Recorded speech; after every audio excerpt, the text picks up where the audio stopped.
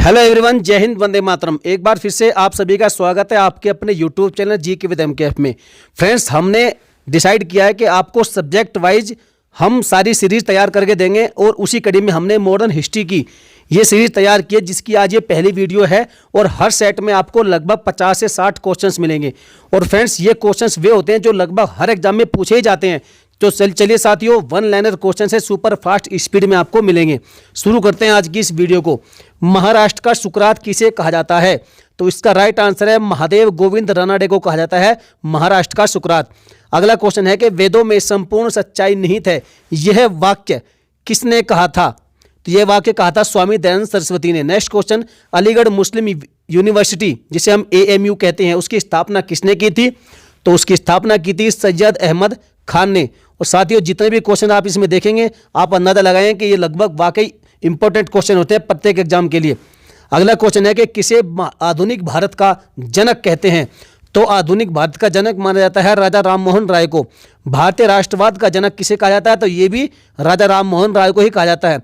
कन्याकुमारी का rock memorial किसके लिए समर्पित है? तो जो कन्याकुमारी कहाँ पर, ये तमिलनाडु में है। और साथियों, इसका जो रॉक मेमोरियल है वो समर्पित है किसे? स्वामी विवेकानंद को। आगे बढ़ते हैं। अगला क्वेश्चन है, भारत में 19वीं सदी का पुनर्जागरण किस वर्ग तक सीमित था? तो ये उच्च मध्य वर्ग तक ही सीमित था जो 19वीं सदी का पुनर्जागरण था। प्रार्थना समाज की स्थापना किसकी प्रेरणा के फलस्वरूप हुई थी? तो ये हुई थी केशव चंद्र सेन की प्रेरणा के फलस्वरूप किसकी? प्रार्थना समाज की स्थापना। अगला क्वेश्चन है कि राजा राममोहन राय और डेविड हेयर किसकी स्थापना से जुड़े हुए थे? तो ये दोनों ही जुड़े हुए थे हिंदू कॉलेज की स्थापना से। नेक्स्ट क्वेश्चन है कि देवबंद आंदोलन से जुड़े उस विद्वान का नाम बताइए जिन्होंने स्वतंत्रता आंदोलन में महत्वपूर्ण भूमिका निभाई थी। तो उसका नाम था मौलाना अबुल कलाम आजाद। शारदामणि कौन थी? तो शारदामणि रामकृष्ण परमहंस की पत्नी का नाम था। अगला क्वेश्चन है कि राजा राममोहन राय द्वारा ब्रह्म समाज की स्थापना कब की गई थी? तो ये की गई थी सन 1828 ईस्वी में। 1828 ईस्वी में। कूका आंदोलन को किसने संगठित किया था? तो कूका आंदोलन को संगठित किया था गुरु राम सिंह ने। स्वामी विवेकानंद ने रामकृष्ण मिशन की स्थापना किस वर्ष की थी? तो ये सन 1896 ईस्वी में की थी स्वामी विवेकानंद ने रामकृष्ण मिशन की स्थापना। नेक्स्ट क्वेश्चन की ओर बढ़ते हैं साथियों। अगला प्रश्न है हमारा क्वेश्चन नंबर 16, महाराष्ट्र के किस समाज सुधारक को लोक हितवादी कहा जाता है? ये क्वेश्चंस आपका भाई साहब बार बार रिपीट होता है, तो इसको याद रखिएगा। उसका नाम था गोपाल हरि देशमुख, जिन्हें कहा जाता है महाराष्ट्र का लोक हितवादी। नेक्स्ट क्वेश्चन, रामकृष्ण परमहंस का मूल नाम क्या था? तो रामकृष्ण परमहंस का मूल नाम था गदाधर चट्टोपाध्याय। शिकागो विश्व धर्म पार्लियामेंट जिसमें स्वामी विवेकानंद ने भाग लिया था का आयोजन कब हुआ था? तो आप सभी जानते हैं, मोस्ट इंपोर्टेंट क्वेश्चन है, सितंबर 1893 ईस्वी में हुआ था। कहां पर? शिकागो में हुआ था ये विश्व धर्म सम्मेलन, जिसमें हमारे भारत के वीर स्वामी विवेकानंद ने पूरी दुनिया को हिलाया था।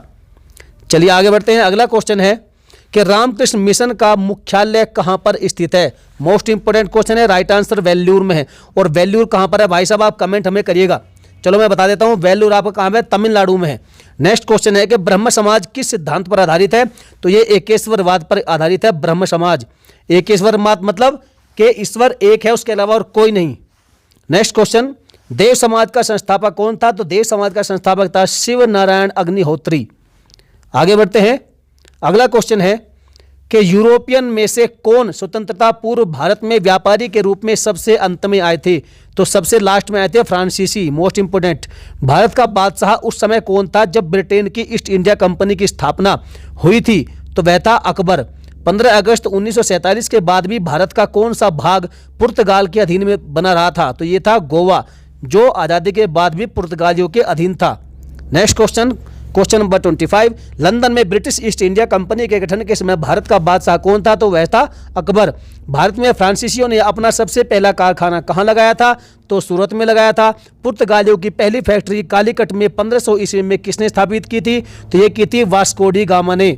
आगे बढ़ते अगला क्वेश्चन है कि कौन सा युद्ध निर्णायक युद्ध था जिसमें फ्रांसीसी हार गए और अंग्रेजों की सर्वोच्चता स्थापित हो गई थी? तो ये मोस्ट इंपोर्टेंट क्वेश्चन है। ये महत्वपूर्ण युद्ध था वांडीवास का युद्ध, जो लड़ा गया था कब? 1760 ईस्वी में। और वांडीवास है कहां पर, ये आपको कमेंट करके बताना है। डचों ने अपनी पहली फैक्ट्री 1605 ईस्वी में कहां पर स्थापित की थी? तो ये की थी मसूलीपट्टनम में स्थापित। ब्रिटिश ईस्ट इंडिया कंपनी का प्रथम गवर्नर कौन था? तो टॉमस स्मिथ था ब्रिटिश ईस्ट इंडिया कंपनी का पहला गवर्नर। नेक्स्ट क्वेश्चन कि किसे जहांगीर ने खान की उपाधि से सम्मानित किया था, तो विलियम हॉकिंस को किया था। नेक्स्ट क्वेश्चन कि प्रथम कर्नाटक युद्ध का कौन सा तात्कालिक कारण था, जो पहला कर्नाटक युद्ध था उसका प्रमुख तात्कालिक कारण क्या था, तो अंग्रेजों द्वारा फ्रांसीसी जहाजों का अधिग्रहण करना, यही जो है उस समय पर पहले कर्नाटक युद्ध का कारण था।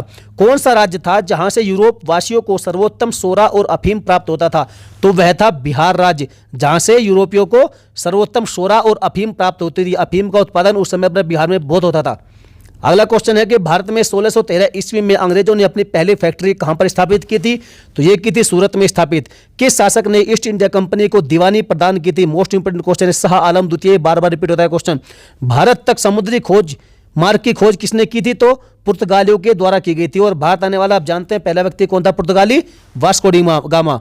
नेक्स्ट क्वेश्चन है कि ब्रिटिशों ने सूरत में अपनी पहली फैक्ट्री स्थापित करने की अनुमति किससे प्राप्त की थी, तो ये की थी जहांगीर ने। नेक्स्ट क्वेश्चन है कि 17 मई 1498 ईस्वी को जब वास्को डी गामा कालीकट में उतरा तो किसने उसका स्वागत किया, तो वह था कालीकट का राजा जमोरिन। तीसरा कर्नाटक युद्ध एंग्लो फ्रेंच संघर्ष, इसकी समाप्ति किस संधि से हुई थी, तो यह हुई थी पेरिस की संधि से इसकी समाप्ति तीसरे कर्नाटक युद्ध की। अगला क्वेश्चन है कि किसके काल में बोर्ड ऑफ रेवेन्यू की स्थापना हुई थी, तो यह हुई थी वारेन हेस्टिंग्स के काल में बोर्ड ऑफ रेवेन्यू की स्थापना। किस अंग्रेज को प्रशासनिक सेवा का जनक कहा जाता है, तो लॉर्ड कॉर्नवालिस को कहा जाता है प्रशासनिक सेवा का जनक। कोलकाता में स्थित फोर्ट विलियम कॉलेज की स्थापना किसने की थी, तो लॉर्ड वेलेस्ली ने की थी। फ्रेंड्स ये क्वेश्चंस आपके वाकई जबरदस्त क्वेश्चन है और ये बार बार रिपीट होते हैं प्रत्येक एग्जाम में। चलिए नेक्स्ट क्वेश्चन है कि टेनेसी एक्ट या फिर काश्तकारी अधिनियम कब लागू हुआ था, तो ये लागू हुआ था सन 1822 ईस्वी में। किस गवर्नर जनरल का कार्यकाल शिक्षा सुधारों के लिए माना जाता है, तो लॉर्ड विलियम बेंटिक का जो कार्यकाल है वो शिक्षा सुधारों के लिए जाना जाता है। कोलकाता मेडिकल कॉलेज की स्थापना कब और किसने की थी, तो 1835 ईस्वी में लॉर्ड विलियम बेंटिक ने की थी कलकत्ता में मेडिकल कॉलेज की स्थापना। नेक्स्ट क्वेश्चन है कि किसे भारतीय प्रेस का मुक्तिदाता कहा जाता है, मोस्ट इंपोर्टेंट छाप लीजिएगा, लॉर्ड चार्ल्स मेटकॉफ, इसको आप मेटकॉफ कर लीजिए। लॉर्ड चार्ल्स मेटकॉफ को भारतीय प्रेस का मुक्तिदाता कहा जाता है। इनाम कमीशन की स्थापना किसने की थी, तो लॉर्ड डलहौजी ने की थी इनाम कमीशन की स्थापना। किस कर व्यवस्था के अंतर्गत किसानों से उपज का 50% अर्थात आधा वसूला जाता था, तो ये थी रैयतवाड़ी व्यवस्था। नेक्स्ट क्वेश्चन है कि नरबली प्रथा का अंत किस गवर्नर के काल में हुआ था, तो नरबली प्रथा का जो अंत था वो हुआ था लॉर्ड डलहौजी के कार्यकाल में। और भारत से ब्रिटेन की ओर संपत्ति के अपवहन का सिद्धांत किसने प्रतिपादित किया था, ये किया था हमारे प्यारे दादा भाई नेहरू ने। और भारत में अंग्रेजों की लूट किस महत्वपूर्ण घटना के बाद शुरू हुई थी, ये जबरदस्त क्वेश्चन है, तो ये था प्लासी का युद्ध। इसी के बाद जो है भारत में अंग्रेजी सत्ता का जो स्थानांतरण था वो अंग्रेजी सत्ता अंग्रेजों के पास चला गया था और अंग्रेजों की जो लूट थी वो इसी घटना के बाद से शुरू हो गई थी। तो चलिए फ्रेंड्स आज की वीडियो यहीं समाप्त होती है। आपके 50+ क्वेश्चन कवर हो गए। यदि आपको वीडियो वाकई ईमानदारी से देखी है आपने और अच्छी लगी है तो फ्रेंड्स वीडियो को लाइक करके चैनल को अभी के सब्सक्राइब करके बेल आइकन को जरूर दबा लीजिएगा। और यदि कुछ सुझाव है तो फ्रेंड्स कमेंट करिएगा हमें और अपने सभी दोस्तों में ग्रुप्स में इसको आप शेयर करिएगा, धुआं करिएगा। चलिए मिलेंगे फिर किसी नेक्स्ट और दमदार वीडियो में। जय हिंद, वंदे